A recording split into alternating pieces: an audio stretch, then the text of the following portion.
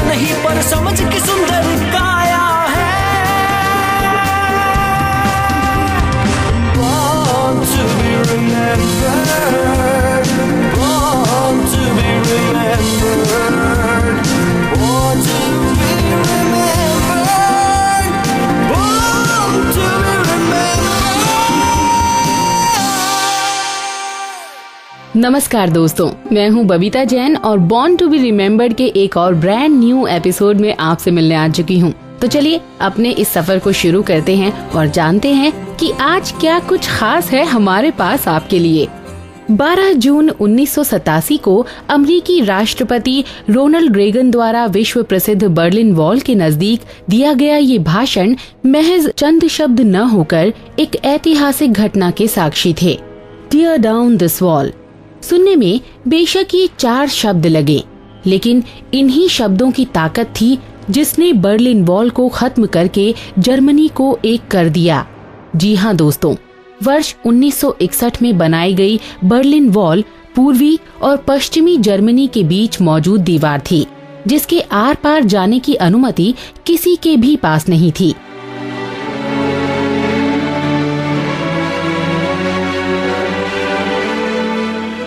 लोग अपने सगे संबंधियों को देखने के लिए या तो इस दीवार पर चढ़कर उन्हें देखते थे या फिर उनकी याद से अपना वक्त काट रहे थे।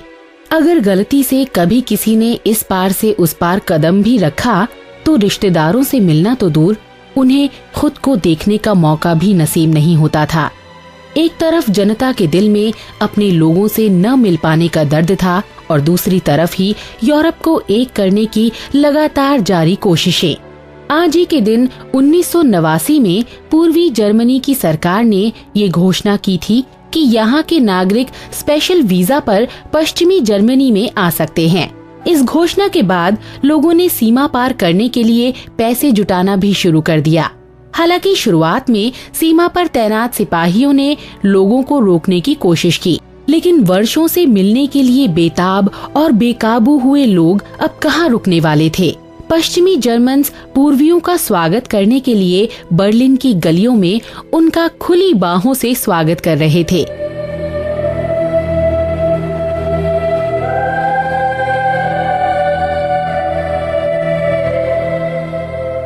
जो लोग कभी इस बर्लिन दीवार पर तमाम मुश्किलों के बावजूद चढ़ने की कोशिश किया करते थे, आज की रात वही उसे गिरा रहे थे। ये इस दिन का सबसे यादगार पल था। The wall obviously separated East Germany from West Germany. Basically, was the physical symbol that separated the East from the West at that time, and it was very symbolic, as equally as it was an ominous physical presence. I had a call on the night of November 9th from my agent in New York, Howard Chapnick, and he said to me that he had heard that they were opening the border between East and West and that people were going to be allowed to cross freely. When I arrived at Checkpoint Charlie, people were crying and they were giving them flowers and food and many champagne and the crowds were just screaming and it was an amazing situation.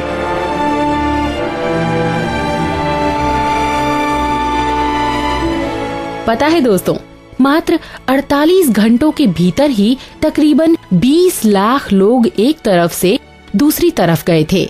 इस मिलन का परिणाम ये हुआ कि वर्ष 1990 में पूर्वी और पश्चिमी जर्मनी दोबारा से एक हो गए।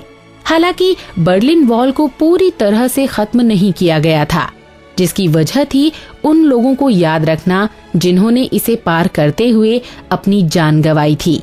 दोस्तों, इस बात से एक चीज तो साफ होती है कि बेशक कितनी ही दीवारें खड़ी कर दी जाएं या कितने ही बंधन लगा दिए जाएं, लेकिन ये प्यार हमेशा लोगों को एक दूसरे से मिला ही देता है।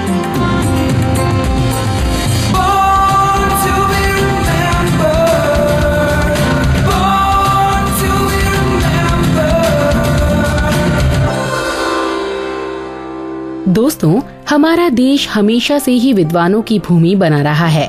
हाँ, ये बात अलग है कि इनमें से कुछ ही लोग ऐसे रहे हैं जिन्होंने यहीं रहकर अपने ज्ञान से देश की धरती को गौरवान्वित होने का सुख प्रदान किया है। ज्ञान और विज्ञान के एक ऐसे ही मिलन की मूर्ति रहे हैं डॉक्टर पंचानन माहेश्वरी। इनका जन्म आज ही के दिन वर्ष 1904 में राजस्थान के जयपुर शहर में हुआ था। पंचानन जी के पिता एक क्लर्क थे, किंतु वो अपने बेटे को अच्छी से अच्छी शिक्षा देना चाहते थे। इसीलिए उन्होंने हमेशा ही पंचानन जी को ज्ञानवर्धक पुस्तकें पढ़ने को दी थीं। यही वजह रही कि शुरुआत से ही पंचानन जी पढ़ने लिखने के मामले में एक साधारण इंसान से ज्यादा रुचि लेने लगे। इसी के चलते इन्होंने अपनी आरंभिक शिक्षा काफी अच्छे नंबरों से उत्तीर्ण की और बीएससी के लिए इविंग क्रिश्चियन कॉलेज में प्रवेश लिया।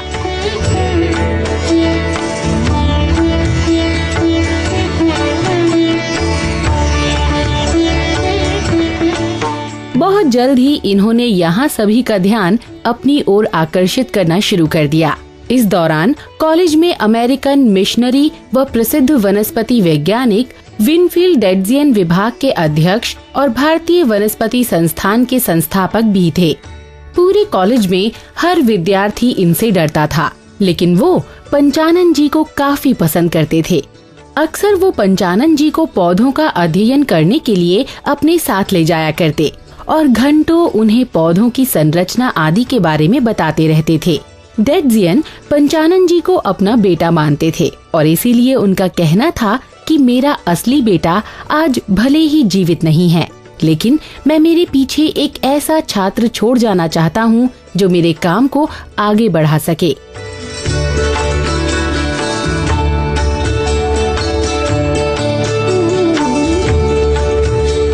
पंचानन जी अपने जीवन में डेडजियन जैसे महान व्यक्ति को साथ पाकर काफी खुश रहते थे। इन्होंने अपनी एमएससी पूरी करने के बाद इन्हीं के मार्गदर्शन में अपना शोध कार्य पूरा किया। पंचानन जी ने अपने शोध कार्यों में पौधों की संरचना से लेकर उसके विकास से जुड़े हर पहलू पर गौर किया और उसे जानने की कोशिश की। इनके शोध में फूल की संरचना व इसके विकास से जुड़ी बहुत सी बातें शामिल रहीं। वैसे दोस्तों, हम सभी पॉलिनेशन यानी पौधों में होने वाली परागण क्रिया के बारे में अच्छे से जानते हैं। पंचानन जी ने एंजियोस्पर्म अथवा आवृत बीजी में विकास की प्रक्रिया का अध्ययन किया और फिर भ्रूण विज्ञान के आधार पर पौधों की भिन्नता एवं इसका वर्गीकरण किया। अपनी पढ़ाई पूरी करने के बाद जब पंचानन जी डेडजियन का आभार प्रकट करने के लिए उनके पास पहुँचे तो इन्होंने उनसे पूछा कि गुरुजी, आपने मेरी इतनी मदद की है, मैं आपके लिए क्या कर सकता हूँ? और पता है दोस्तों, इस प्रश्न पर डेडजियन का उत्तर क्या था? उन्होंने कहा कि जो मैंने तुम्हारे लिए किया है वही तुम मेरे लिए कर सकते हो और यही मेरे लिए तुम्हारी ओर से सबसे सुंदर भेंट होगी। ये बात पंचानन जी ने गांठ की तरह बांध ली और फिर वो जहाँ जहाँ गए उन्होंने वही किया जो डेडजियन ने उनके लिए किया था।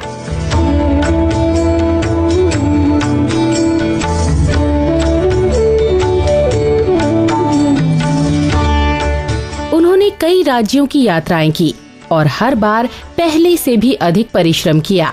यही वजह थी कि पंचानन जी को उनके कार्यों के लिए समय समय पर अनेकों पुरस्कारों से सम्मानित भी किया गया। बतौर प्रोफेसर इन्होंने हमेशा ही अपने छात्रों को भ्रूण विज्ञान की ओर आकर्षित करने का प्रयास किया। दरअसल उस वक्त तक विज्ञान का ये क्षेत्र काफी उपेक्षित माना जाता था, इसीलिए पंचानन जी कभी कभी महंगे महंगे उपकरणों को प्राथमिकता न देते हुए विद्यार्थियों को इस विषय से साधारण तरीके से जोड़ने की कोशिश करते थे। उनके इस कार्य से न सिर्फ देश में भ्रूण विज्ञान के क्षेत्र में प्रगति हुई, बल्कि अब कई लोग इसे अपने भविष्य के रूप में अपनाने लगे थे।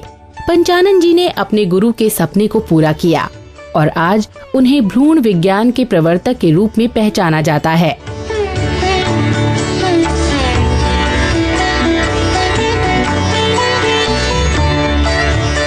दोस्तों, पंचानन जी ने ही आवृत बीजी पौधे में टेस्ट ट्यूब तकनीकी की प्रक्रिया का आविष्कार किया। इनके पहले तक किसी ने भी नहीं सोचा था कि पौधों का निषेचन टेस्ट ट्यूब से भी हो सकता है। इस तकनीकी की मदद से उन पौधों की संख्या को भी बढ़ाने में मदद मिली जिनमें संकरण यानी क्रॉस ब्रीडिंग प्राकृतिक प्रक्रिया से नहीं हो सकती थी। पंचानन जी की लोकप्रियता अपने विद्यार्थियों के बीच डेडजियन की तरह ही थी।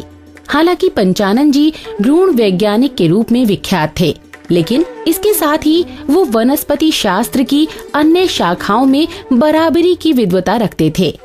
उनके द्वारा खोजे गए बहुत से पौधों के नाम उन्हीं के नाम पर रखे गए। पंचानन जी ने स्कूलों और कॉलेजों के स्तर को बढ़ाने के लिए कई पुस्तकों की रचना भी की, जिनमें से 2 प्रमाणिक पुस्तकें an introduction to the embryology of angiosperm और recent advances in embryology of angiosperm हैं। ये पुस्तकें आज भी वनस्पति विज्ञान के क्षेत्र की प्रतिष्ठित पुस्तकें मानी जाती हैं।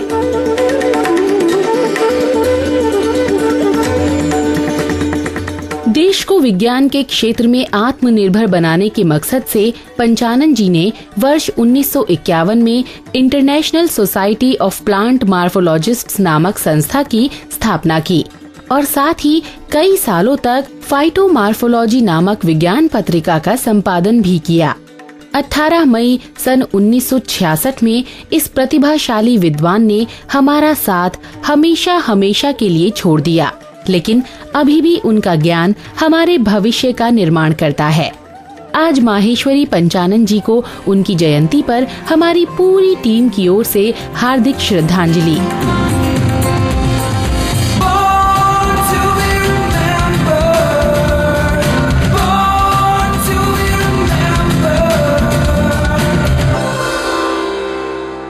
दोस्तों, बहुत से वैज्ञानिक लोगों से अपनी खोज के बारे में चर्चा करना पसंद करते हैं, तो कुछ टेक्निकल विषयों को भी आम आदमी को समझाने की कोशिश करते हैं, जबकि ऐसे वैज्ञानिक बहुत ही कम होते हैं जो पत्रकारों के हर सवाल का जवाब धैर्य व सहजता के साथ देते हैं।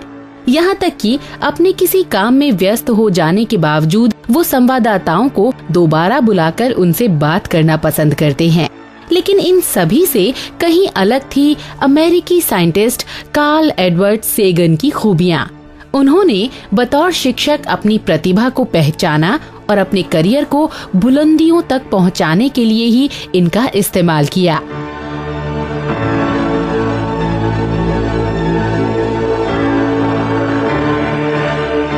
आज ही के दिन वर्ष 1934 में खूबसूरत शहर न्यूयॉर्क में जन्मे सेगन एक यूएस एस्ट्रोनॉमर, एक्सोबायोलॉजिस्ट और पॉपुलर साइंस राइटर हैं। उनके शोध कार्यों की कोई निश्चित सीमा नहीं रही है। इन्होंने कई क्षेत्रों को अपने महत्वपूर्ण योगदानों से ऊंचाइयों तक पहुंचाया है। सेगन ने वीनस यानी शुक्र ग्रह के वायुमंडल, मार्स यानी मंगल ग्रह पर मौसम के परिवर्तन और दूसरे ग्रहों में सतह की परिस्थितियों जैसे तमाम विषयों पर जानकारी को मजबूत किया है। इसके अलावा सेगन एक्स्ट्रा टेरेस्ट्रियल इंटेलिजेंस से भी काफी करीब से जुड़े रहे हैं।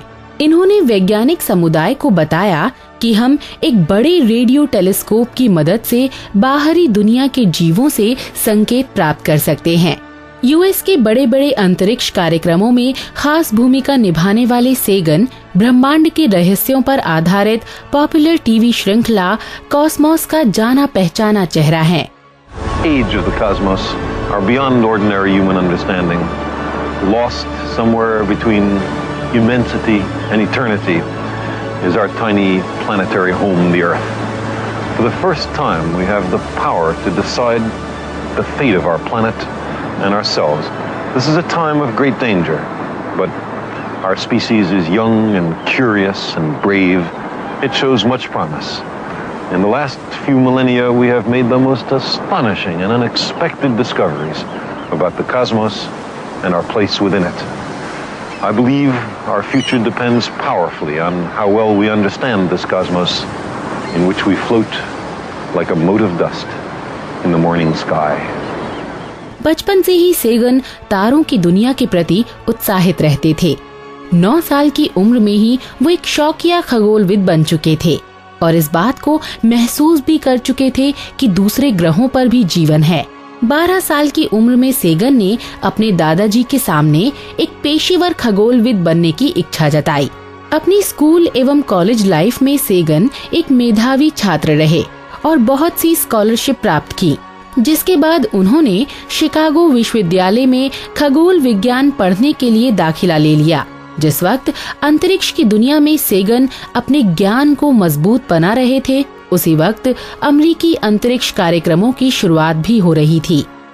इसीलिए सेगन नासा के प्रमुख अंतरिक्ष अभियानों जैसे मैरिनर, वाइकिंग, वॉयेजर और गैलीलियो के साथ खास तौर पर जुड़े रहे।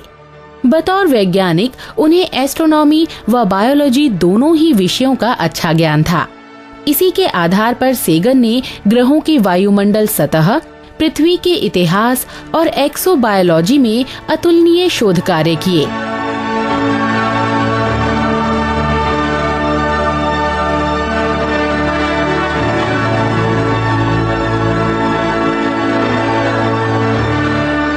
एक्सोबायोलॉजी जीव विज्ञान की वो शाखा होती है जिसमें हम अंतरिक्ष से बाहर दूसरे ग्रहों पर मौजूद जीवों का अध्ययन करते हैं। दोस्तों, विज्ञान को जानने के लिए सेगन की ललक वाकई काबिले तारीफ रही है।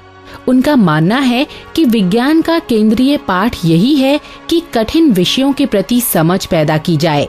हमें अपने दिमाग को इस चीज से मुक्त करना होगा कि हम जो कर रहे हैं उसे स्वीकार किया जाएगा या नहीं, हमारा शोध प्रकाशित होगा या नहीं। इसीलिए कभी भी विज्ञान को सीमा में बांधकर उसके आनंद में डूबना नामुमकिन है और ऐसे में दूसरों का हस्तक्षेप अस्वीकार्य है। डॉक्टर सेगन कॉस्मोस समेत बहुत सी पॉपुलर किताबों के बेस्ट सेलर राइटर भी रहे हैं, जिसमें से the dragons of Eden, speculation of the evolution of human intelligence के लिए इन्हें पुलित्जर पुरस्कार से भी नवाजा जा चुका है। We knew every stand of tree for 100 miles. When the fruits or nuts were ripe, we were there. We followed the herds in their annual migrations. We rejoiced in fresh meat. Through stealth, feint, ambush, and main force assault, a few of us cooperating accomplished what many of us, each hunting alone, could not. We depended on one another. Making it on our own was as ludicrous to imagine as was settling down. For 99.9% of the time since our species came to be, we were hunters and foragers, wanderers on the savannas and the steppes. The frontier was everywhere. और यहाँ पर अगर हम बात Sagan को मिले सम्मानों की करेंगे तो शायद आज का पूरा कार्यक्रम ही छोटा पड़ जाएगा। शिक्षा, साहित्य, विज्ञान, पर्यावरण जैसे कई क्षेत्रों में इनके द्वारा किए गए कार्य लाजवाब रहे हैं। कार्ल सेगन के कार्यों का अंत न ही आज हो सकता है और न ही वर्षों बाद, बस इनमें नई चीजें जुड़ती जाएंगी और उनके साथ उनका ये कारवां यूं ही बढ़ता जाएगा। आज हमारी टीम सेगन के रूप में एक महान वैज्ञानिक को उनके जन्मदिन की शुभकामनाएं देने के साथ साथ विज्ञान की अतुलनीय सेवा के लिए भी उन्हें तहे दिल से शुक्रिया अदा कर रही है।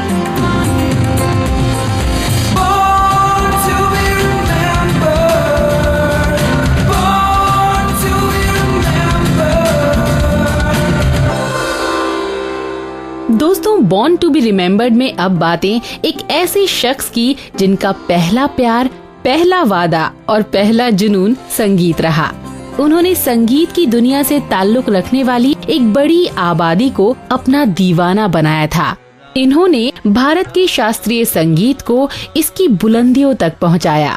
ये शख्स कोई और नहीं बल्कि अद्वितीय प्रतिभा के धनी संगीतकार चिंतामण रघुनाथ व्यास जी थे, जिन्हें उनकी आवाज के लिए देश व दुनिया भर में प्रसिद्धि मिली।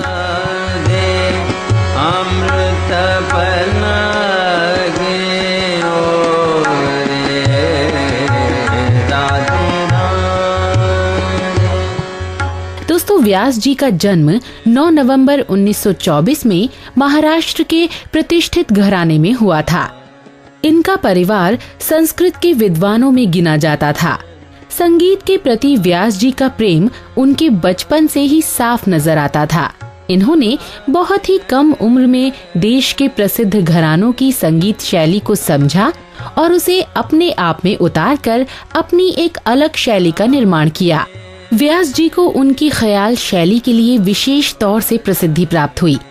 व्यास जी का जन्म एक ऐसे गांव में हुआ था जिसके आसपास पढ़ाई लिखाई की कोई व्यवस्था नहीं थी, लेकिन दोस्तों फिर भी उनकी माँ ने कभी भी अपने बच्चों को पढ़ने के लिए नहीं रोका और फिर व्यास जी को और उनके दोनों भाइयों को उनके चाचा के घर छोड़ा गया ताकि वो आसानी से स्कूल आ जा सके। व्यास जी के चाचा जी पेशे से एक किसान थे, लेकिन उन्हें सितार बजाने में अच्छी महारत हासिल थी।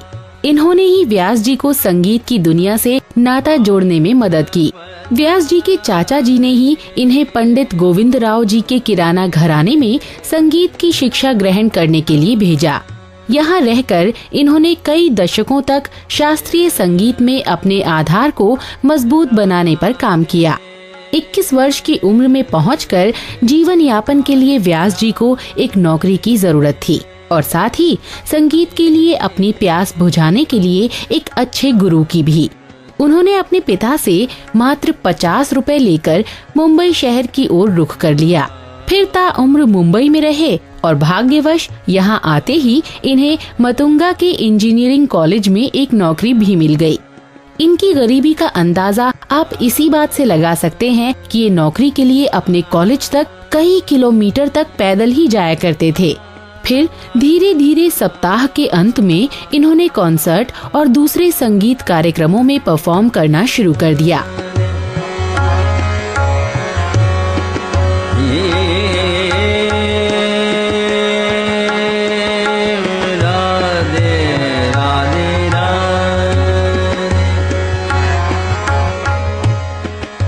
जिस तरह हीरे की असली पहचान एक जौहरी ही कर सकता है दोस्तों, उसी तरह व्यास जी की प्रतिभा को सबसे पहले ग्वालियर घराने के पंडित राजाराम भुआ ने पहचाना।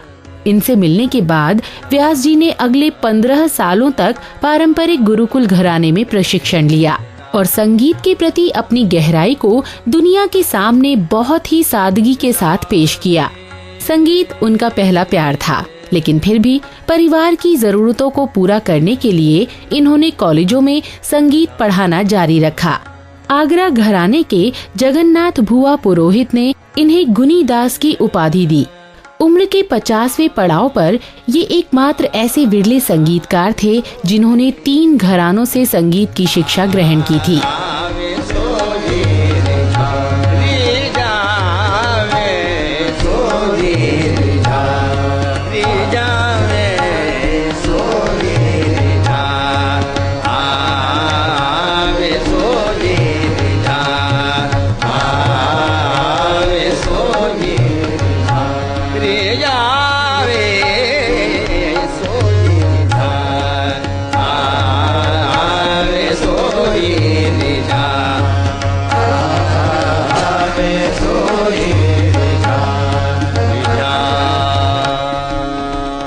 दोस्तों, व्यास जी ने हमेशा ही अपना खुद का संगीत बनाया और उसे आगे लोगों तक ले जाने में सफलता हासिल की। आज भी उनकी बहुत सी कॉम्पोजिशंस नए गायकों व संगीतकारों द्वारा अपनाई जाती हैं। दोस्तों, संगीत के क्षेत्र में अपने महत्वपूर्ण योगदान के लिए इन्हें वर्ष 1987 में संगीत नाटक अकादमी अवार्ड, वर्ष 1992 में पद्म भूषण व बहुत से दूसरे सम्मानों से अलंकृत किया गया। 10 जनवरी सन 2002 में अपनी कोलकाता यात्रा के दौरान व्यास जी की अचानक हुई मृत्यु से संपूर्ण देश स्तब्ध रह गया। आज बेशक व्यास जी हमारे बीच नहीं हैं, लेकिन उनके शिष्य आज भी उनकी संगीत विरासत को सहेजकर आगे बढ़ा रहे हैं। आज इस महान संगीतकार को हम सभी की ओर से सच्ची श्रद्धांजलि।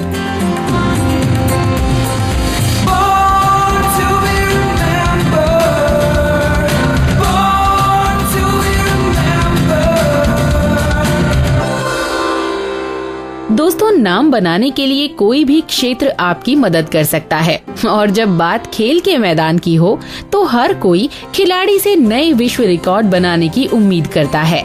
आज ही के दिन 1972 में भारत के गुंटूर में जन्मी लक्ष्मी पुरूरी भारतीय मूल की पहली अमेरिकन टेनिस खिलाड़ी थी। इन्होंने बतौर प्रोफेशनल टेनिस प्लेयर आधुनिक युग के WTA टूर में हिस्सा लिया। इनका जन्म भारत में हुआ था, लेकिन इनका सारा बचपन कोलंबिया में बीता। शुरुआत से ही टेनिस के प्रति लक्ष्मी का झुकाव देखने के काबिल था। इन्होंने युगोस्लाविया की मोनिका सेलिस को 6-2 और 6-3 से हराकर ऑरेंज बॉल जीता।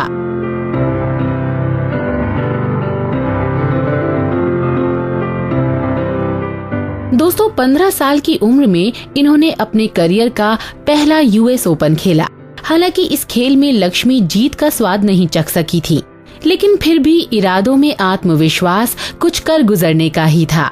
वर्ष 1990 से 1994 तक लक्ष्मी फुल एथलेटिक स्कॉलरशिप के जरिए स्टैनफोर्ड यूनिवर्सिटी में रहीं, जहां इन्होंने लगातार 4 साल तक all American athlete, 1994 player of the year और महिला टेनिस खिलाड़ियों की टॉप रैंक में शामिल रहीं। स्टैनफोर्ड से अपना स्नातक पूरा होने के बाद इन्होंने कई सालों तक प्रोफेशनल टेनिस के लिए खेला और अपने पूरे करियर में 7 बार ऑल अमेरिकन टेनिस प्लेयर का खिताब जीता। अपने सफल खेल जीवन से सेवानिवृत्त होने के बाद लक्ष्मी जी ने 1 साल बॉस्टन में एक अंग्रेजी प्रोफेसर के तौर पर काम किया। इसके कुछ ही समय पश्चात लक्ष्मी जी ने कनाडा स्थित मैकगिल विश्वविद्यालय में प्रवेश ले लिया। खेल करियर में इनके द्वारा हासिल किए गए सम्मान हमारे देश को भी उतना ही गौरवान्वित करते हैं जितने कि खुद लक्ष्मी को।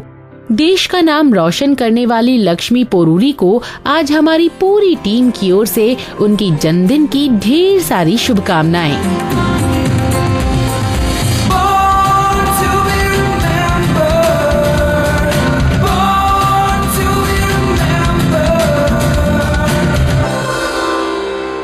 तो अभी के लिए बबीता जैन को दीजिए इजाजत। बहुत जल्द मिलेंगे। नमस्कार। मैं बनना चाहूँ जैसा पर शायद सपनों में, मैं उड़ना चाहूँ जैसा पर शायद सपनों में।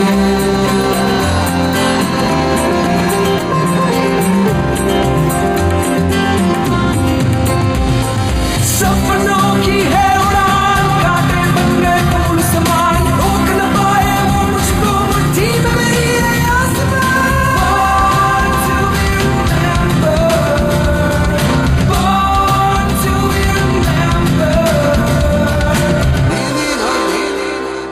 इस कार्यक्रम के कार्यकारी निर्माता जैनेंद्र सिंह।